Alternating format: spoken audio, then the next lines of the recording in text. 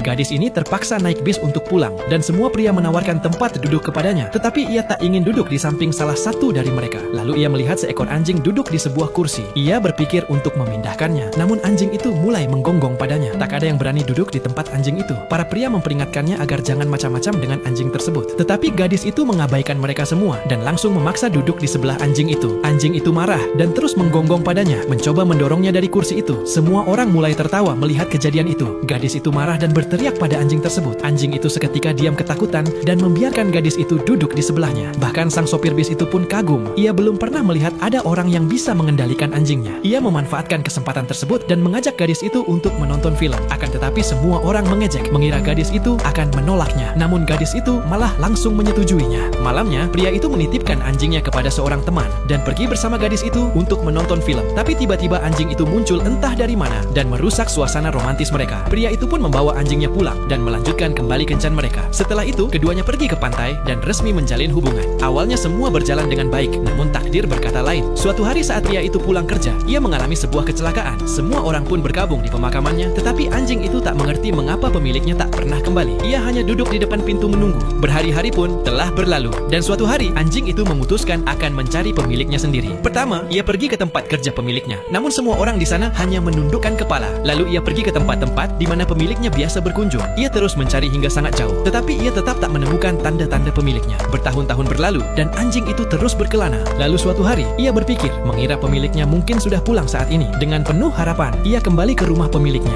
Tetapi ketika telah sampai di sana, rumah itu kosong berantakan. Namun saat itulah gadis itu melihatnya, dan ia memutuskan untuk memelihara anjing tersebut. Tetapi ia tak tahu jika tetangga barunya sangat membenci anjing dan memaksanya untuk mengusir anjing itu. Hati gadis itu hancur, dan ia menceritakan semua itu kepada teman-temannya. Semua orang marah karena mereka sangat menghormati teman sekaligus pemilik anjing itu yang sudah meninggal. Mereka pun pergi mengepung rumah tetangga gadis itu. Karena ketakutan, akhirnya tetangga itu segera pergi dari tempat itu dengan mobilnya. Setelah hari itu, tak ada yang berani mengusir anjing itu lagi.